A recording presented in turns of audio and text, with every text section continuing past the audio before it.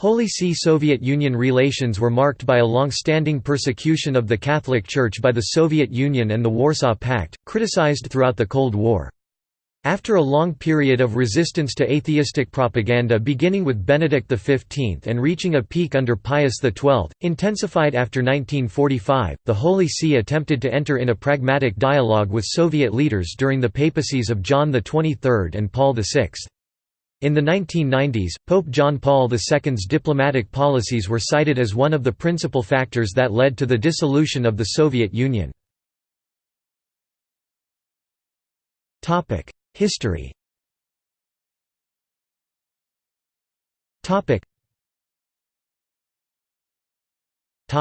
Heightened tensions, 1917 to 1958.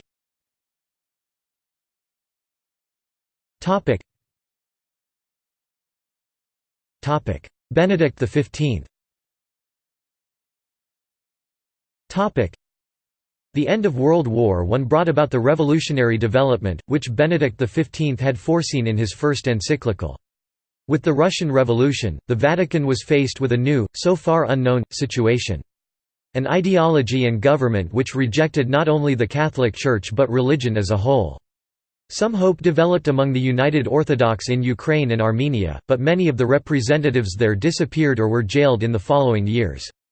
Several Orthodox bishops from Omsk and Simbirsk wrote an open letter to Pope Benedict XV, as the father of all Christianity, describing the murder of priests, the destruction of their churches and other persecutions in their areas. Pius XI. Worried by the persecution of Christians in the Soviet Union, Pius XI mandated Berlin nuncio Eugenio Pacelli to work secretly on diplomatic arrangements between the Vatican and the Soviet Union. Pacelli negotiated food shipments for Russia, and met with Soviet representatives including Foreign Minister Georgy Chicherin, who rejected any kind of religious education, the ordination of priests and bishops, but offered agreements without the points vital to the Vatican. Despite Vatican pessimism and a lack of visible progress, Pacelli continued the secret negotiations, until Pius XI ordered them to be discontinued in 1927, because they generated no results and were dangerous to the Church, if made public. The harsh persecution short of total annihilation of the clergy, monks, and nuns and other people associated with the Church continued well into the 1930s. In addition to executing and exiling many clerics, monks and laymen, the confiscating of church implements for victims of famine and the closing of churches were common. Yet according to an official report based on the census of 1936, some 55% of Soviet citizens identified themselves openly as religious, while others possibly concealed their belief. Pius XI described the lack of reaction to the persecution of Christians in such countries as the Soviet Union, Mexico, Germany and Spain as a conspiracy of silence. In 1937 the Pope issued the encyclical Divini Redemptoris, which was a condemnation of communism and the Soviet regime. He did name a French Jesuit to go to the USSR and consecrate in secret Roman Catholic bishops. It was a failure, as most of them ended up in gulags or were otherwise killed by the communist regime. Pius XII. The pontificate of Pius XII faced extraordinary problems. During the 1930s, the public protests and condemnations of his predecessors had not deterred the Soviet authorities to persecute all Christian churches within the Soviet Union as hostile to Marxism-Leninism. The persecution of the Catholic Church was a part of an overall attempt to eradicate religion in the Soviet Union. In 1940, after Germany occupied the western part of Poland, the Soviet Union annexed the eastern part along with the Baltic countries including predominantly Catholic Lithuania. 2 months after his election on May 12, 1939, in Singulari Animi, a papal letter to the Sacred Congregation of the Oriental Church, Pius XII reported again the persecutions of the Catholic faith in the Soviet Union. 3 weeks later, while honoring the memory of Saint Vladimir on the 950th anniversary of his baptism, he welcomed Ruthenian priests and bishops and members of the Russian colony in Rome, and prayed for those who suffer in their country, awaiting with their tears the hour of the coming of the Lord. Persecution began at once, as large parts of Poland and the Baltic states were incorporated into the USSR. Almost immediately, the United Catholic Churches of Armenia, Ukraine and Ruthenia were attacked. While most Oriental Christians belong to an Orthodox Church, some like the Armenian Catholic Church, Ukrainian Greek Catholic Church and the Ruthenian Greek Catholic Church, are united with Rome, which allowed them to keep their own Oriental liturgy and church laws. After the war, the Russian Orthodox Church was given some freedom by the government of Joseph Stalin, but not the Orthodox Oriental Churches, which was united with Rome. Leaders of the Orthodox Oriental Churches faced intense pressure to break with Rome and unite with Moscow. Pope Pius addressed specifically the Ruthenian Catholic Church located in Ukraine. The encyclical Orientales Omnes Ecclesias is a summary of the relations between the Uniate Eastern Churches and Rome until the persecutions in 1945. Some Ruthenians, resisting Polonization, felt deserted by the Vatican and returned to the Russian Orthodox Church during the pontificate of Pope Pius XI.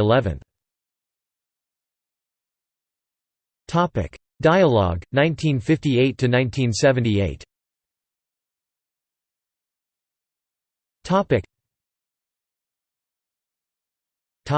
John the 23rd. During the brief papacy of John the 23rd, there were attempts to reconcile with the Russian Orthodox Church in the hope of reducing tensions with the Soviet Union and contributing to peace in the world. The Second Vatican Council did not condemn communism and did not even mention it, in what some have called a secret agreement between the Holy See and the Soviet Union. In Pacem in Terris, John the 23rd also sought to prevent nuclear war and tried to improve relations between the Soviet Union and the United States. He began a policy of dialogue with Soviet leaders in order to seek conditions in which Eastern Catholics could find relief from persecution. Paul VI. Pope Paul VI continued John the 23rd's policy of dialogue with Soviet leaders in order to reduce persecutions against local Christians. His policy has been called Ostpolitik because it closely resembled similar policies that were being adopted by Western European nations. He received Foreign Minister Andrei Gromyko and Chairman of the Presidium of the Supreme Soviet Nikolai Podgorny in 1966 and 1967 in the Vatican. Wojtyla and the Soviet fall, 1978–1991.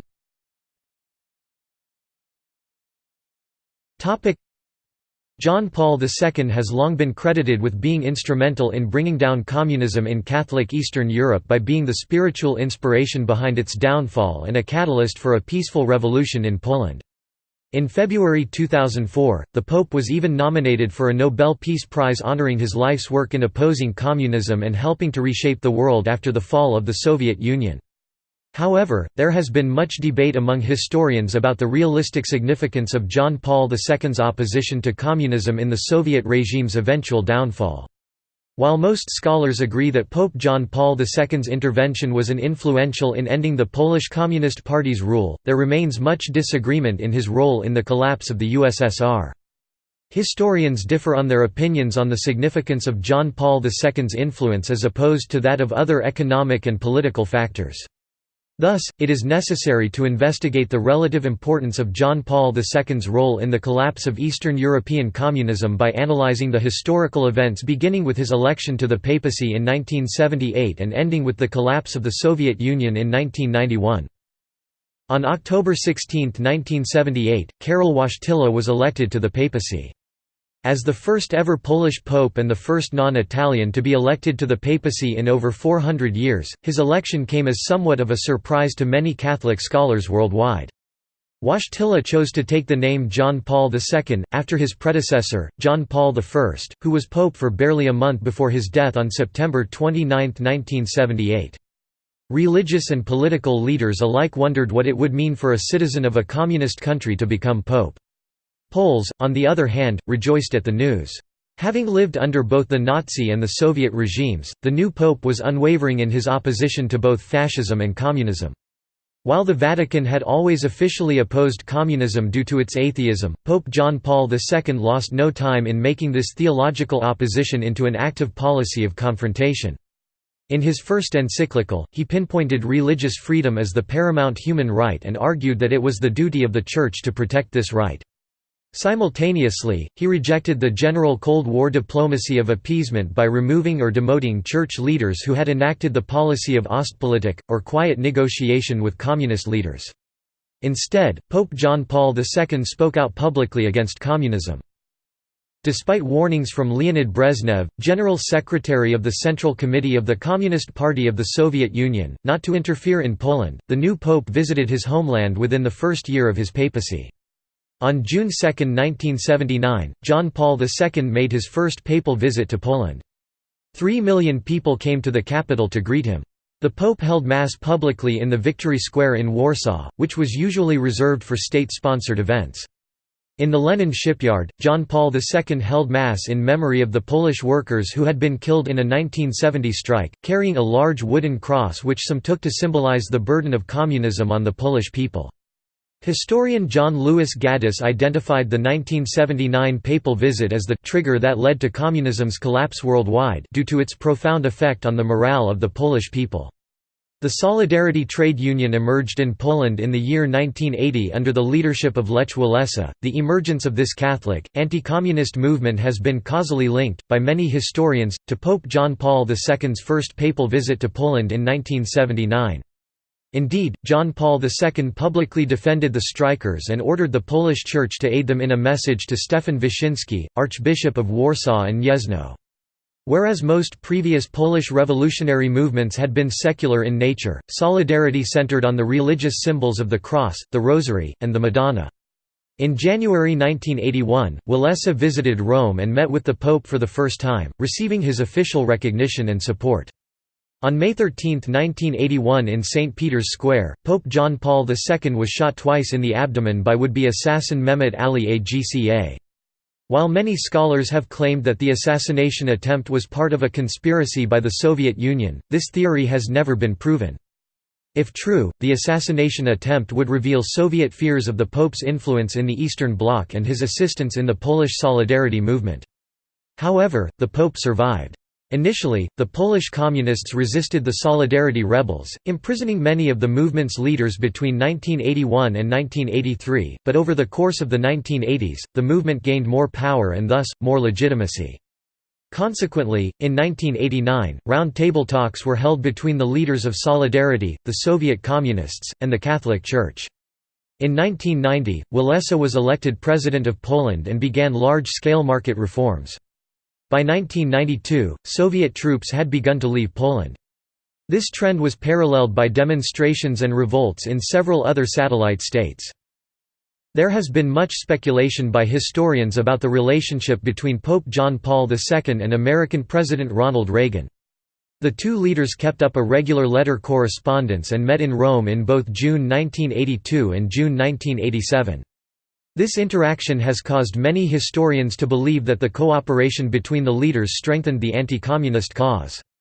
However, other historians, like George Weigel, have argued that both men were able to make their own individual political achievements. According to this view, the United States, under the leadership of President Reagan, presented an economic challenge to the Soviet Union, which was entirely independent of Vatican influence. Therefore, Reagan's role in the collapse of the Soviet economy may have been more influential than that of Pope John Paul II. On December 1, 1989, the Pope met with Soviet leader Mikhail Gorbachev. It was the first time that a Catholic Pope had met with a Soviet leader. The two leaders agreed to establish diplomatic relations between the Vatican and the Soviet Union. Gorbachev also pledged to allow greater religious freedom within the Soviet Union. Many saw the meeting as a symbolic end to the philosophical conflict between the Soviet Union and the Vatican. It certainly showed a growing willingness on both sides to cooperate. Even though the Pope was primarily a religious leader, his leadership also had significant political consequences. John Paul II clearly used his Polish identity and connections to bring about the collapse of the nation's communist regime. While the intervention of Pope John Paul II was undoubtedly an essential factor in the ending of communism in Poland, it is less clear how significant the Pope's leadership was in the rest of Eastern Europe and within the Soviet Union itself. The efforts of anti-communist leaders, such as Pope John Paul II and President Ronald Reagan, did not make the fall of the Soviet Union inevitable. However, these leaders did hasten the end of the Cold War and the fall of Soviet communism, particularly in Eastern Europe. See also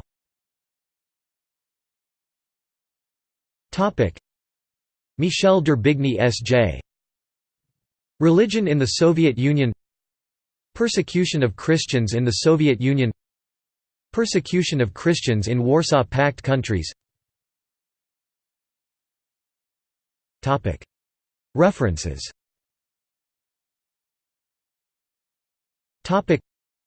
Notes